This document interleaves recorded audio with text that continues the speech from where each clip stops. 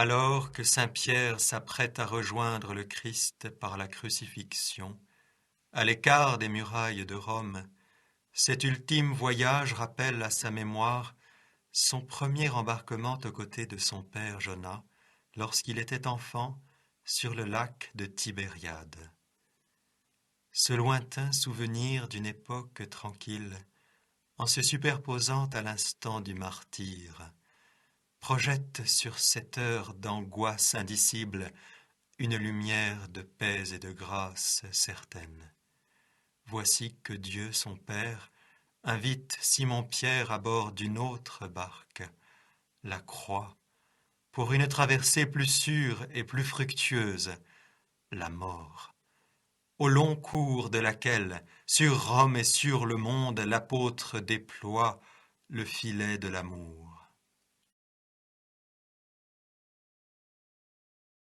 Monte, n'aie pas peur. Allons, viens, Shimon. Attends, je te tiens. Bien sûr qu'elle bouge, mais tu ne tomberas pas. Te pencher? Mais que veux-tu donc voir? À la surface du lac, un peu de brume s'élève. Le soleil va paraître. C'est la première fois que papa m'emmène dans sa barque. La rive s'éloigne, j'ai peur, son bras m'entoure, et sa main me désigne un frémissement des eaux devant nous. Oh, qu'ils sont nombreux, des pointus, des petits à la tête aplatie, des tout fins. Je n'en ai jamais vu autant. Où vont-ils tous? Ce tableau représente avec sobriété le crucifiement de saint Pierre, la tête en bas. Le chef des apôtres, dévêtu, fixe du regard un objet que nous ne voyons pas, mais qui l'attire au point de lui faire prendre appui sur les clous et les coudes pour mieux contempler. Si le peintre, à nous, refuse la vision de ce spectacle, du moins s'emploie-t-il à nous faire sentir combien importe à saint Pierre ce qu'il aperçoit là-bas.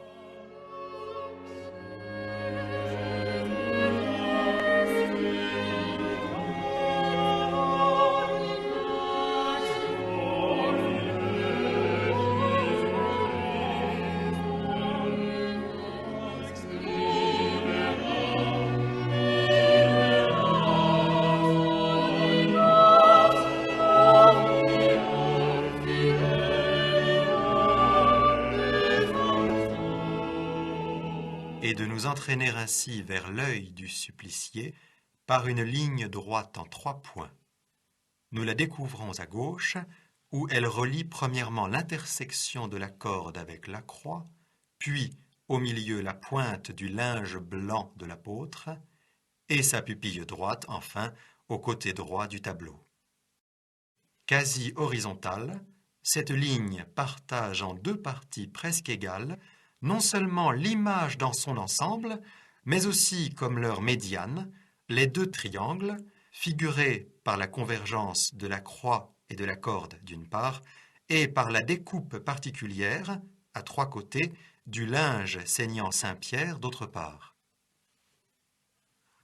Le grand et le petit triangle nous apparaissent alors comme 2 chevrons imbriqués, ouvrant tous 2 sur la droite, pour amener notre regard vers la prunelle même de l'apôtre. Nous observons que le plus vaste triangle de la croix avec la corde loge en son centre le triangle du linge, comme sa copie réduite et proportionnée. Or, ce petit triangle d'étoffe blanche, rétraction du grand triangle tectonique, est à la fois l'unique vêtement que porte saint Pierre. C'est pourquoi il rassemble sur la personne du supplicié la tension des éléments principaux de ce tableau, où la traction de la corde s'oppose à la pesanteur de la croix.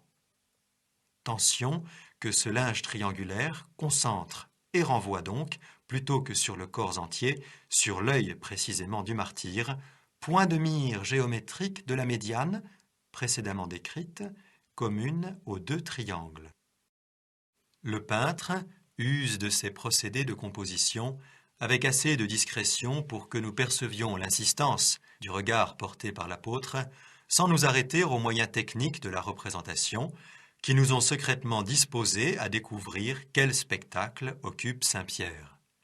Avertis que nous sommes, à présent, regardons quel objet retient l'attention du martyr en ces derniers instants. Sont-ce les cieux ouverts où l'attend l'éternelle béatitude? Non, car ses yeux ne sont pas orientés vers le haut, mais vers le côté, non vers le ciel, mais vers le monde. Serait-ce qu'en un moment si grave, le vicaire du Christ se soucie d'objets terrestres au lieu de se recueillir en Dieu qui l'appelle? Moins que jamais. Le spectacle qui l'absorbe, jusqu'à lui faire oublier, semble-t-il, l'événement qui distrait ses bourreaux, c'est au flanc des collines, en main gradin s'étirant les palais, dont les terrasses luisent dans le crépuscule. C'est le long méandre du fleuve barré d'un pont, comme une poutre dont les clous écartèlent les deux rives. C'est de tant de foyers où l'on dresse une table, la fumée qui monte en filet pâle et tisse tel un chanvre, un pagne flottant sur la ville. C'est elle, enfin, de murs vicieux enceintes, la cité superbe, Rome. Ô Rome, aux 1000 autels, ô Rome sans église, c'est toi que mes yeux fixent, c'est sur toi que je pleure. Bascule avec la croix de ton premier pontife et que Roma, la mère, désormais se lise à mort, amour qui te prendra pour sa chair ici-bas.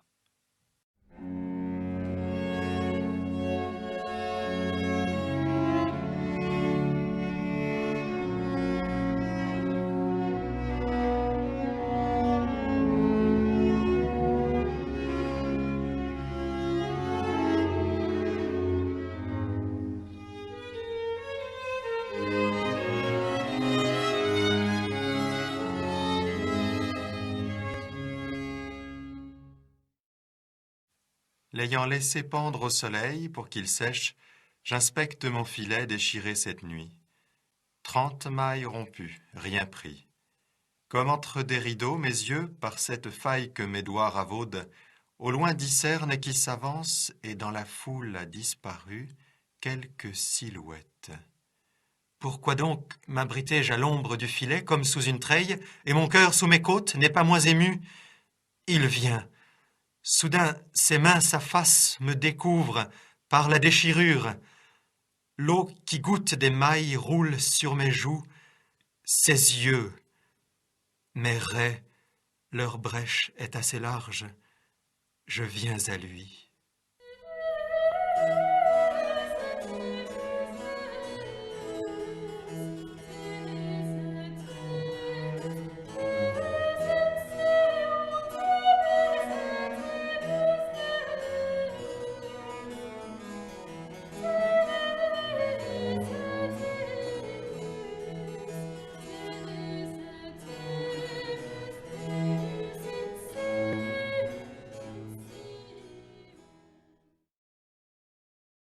L'opposition de la corde avec la croix qui structure ce tableau s'élargit avec l'antagonisme de deux spirales inversées. Celle de l'érection de la croisée des corps progresse dans le sens des aiguilles d'une montre, tandis que celle du dévêtement des 4 personnages se développe à contresens. Quand la première scande l'ambition du monde, la seconde encourage à l'abandon en Dieu.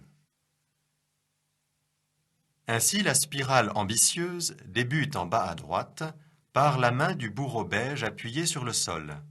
Cet homme à 4 pattes est comme écrasé sous la croix qu'il s'efforce de soulever d'une épaule. Le bourreau rouge, au milieu à gauche, quoiqu'encore fléchi sur la croix qui l'enserre, déjà se tient debout. En haut à droite, enfin, l'homme à la culotte verte est presque entièrement redressé, ne ployant plus que le haut de son dos sous la corde qu'il tire. Celle-ci pend au-dessus de l'apôtre dont la croix, depuis l'oblique, approche, bien que lentement, la verticalité. Inversement, la spirale d'abandon commence en haut à droite avec le bourreau vert, celui des 4 personnages que son vêtement cache intégralement, sauf une ceinture de chair. De l'homme rouge, en revanche, on discerne déjà, en plus d'un angle du visage, l'avant-bras jusqu'au coude et, progrès notable dans notre présente courbe de la rétraction du vêtement, la poitrine à présent dénudée. Le bourreau beige, à son tour, découvre davantage ses 2 pieds et leurs plantes, annonçant celle également visible du crucifié, ses mollets, tout un bras, et même son épaule et l'aisselle. Sa pelle, enfin, nous conduit au manteau bleu, gisant à droite, dont la perte ne laisse à Saint-Pierre, au centre, qu'une ceinture de lin sur sa quasi-complète nudité. La superposition de ces 2 spirales inversées oppose donc d'une part le redressement des corps autour de la croix et d'autre part le dénudement progressif des 4 personnages. Ainsi, la dynamique haineuse du supplice infligé, ce travail d'érection de la croix que gradue le relèvement des bourreaux en 3 phases, est-elle contrecarrée par la dynamique amoureuse de l'oblation librement consentie, le dévêtement des bourreaux ayant pour fonction symbolique de nous acheminer vers celui de Saint-Pierre, en qui la nudité manifeste, en tant qu'absence de masque et de protection, l'innocence assurée par l'abandon au Christ, roi des martyrs. La succession des 3 exécuteurs, vert, rouge et beige et de l'apôtre, nous montre ainsi comment l'horizontalité du corps n'est atteinte qu'avec son dénudement. Plus la posture des personnages est éloignée de la verticale, moins ils sont vêtus. Aussi est-ce en Saint-Pierre, le moins d'aplomb et le plus nu, que le peintre nous livre la secrète loi qui régit ce tableau où la nudité s'étend avec le corps.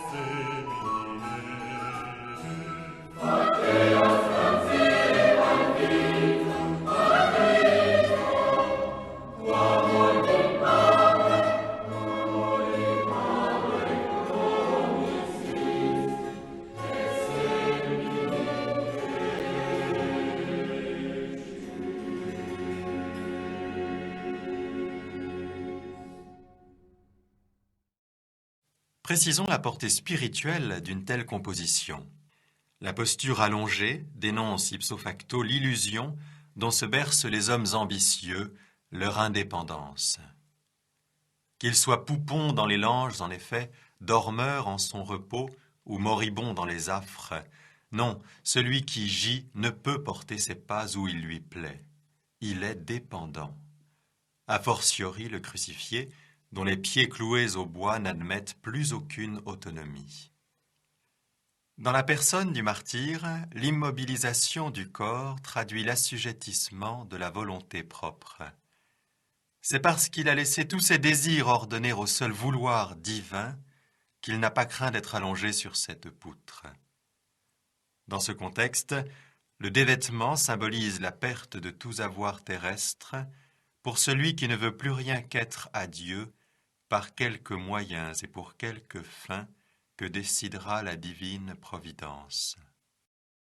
En l'occurrence, Pierre, premier et souverain pontife de l'Église universelle, ne se laisse appauvrir de tout bien, ne vient comme un enfant nûment gésir que pour manifester l'omnipotence du Maître qui l'a constitué pasteur de ses brebis.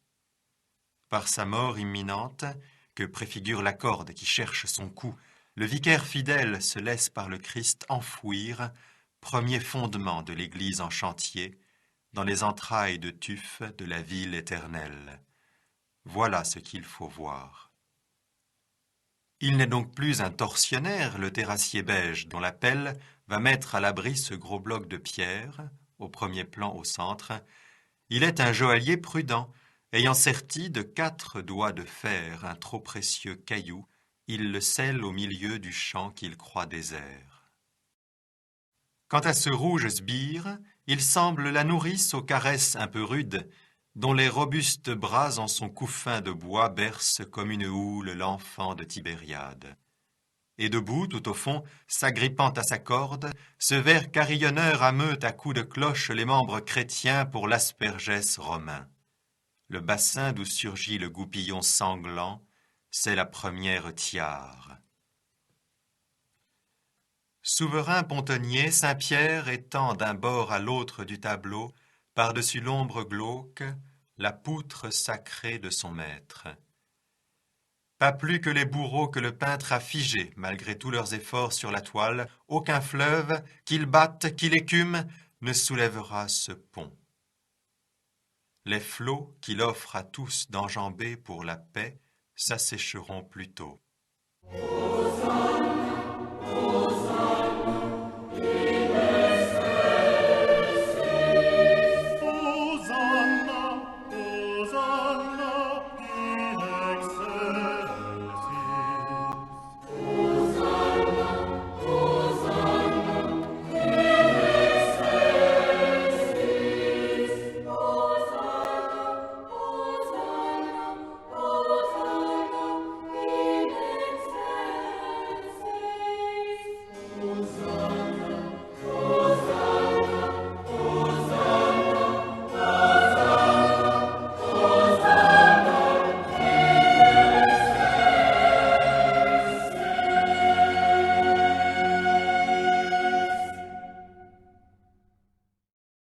Un peu de brume plane au-dessus des eaux. Elles frémissent. Est-ce vous? C'est vous que mes yeux fixent, vous, verts, rouges, beiges ou roses, qui vaquez dans le noir, si nombreux tout autour. Mes bras vous sont ouverts, mais déchirer cette nuit ma paume n'a rien à vous offrir, à moins si vous approchiez d'elle plus près. Voici, par cette faille que ma main vous présente, d'où s'élève la tête aplatie d'indisputables clés, s'il vous plaît d'avancer le regard, alors qu'il fait si sombre. Voyez si cette plaie reluit, tel le trou dans vos froides cellules, vos nuits, d'une serrure devant un feu. S'en échappe un rayon qui n'attend que votre œil. N'est-ce pas le soleil qui se lève pour vous? Allons, à lui.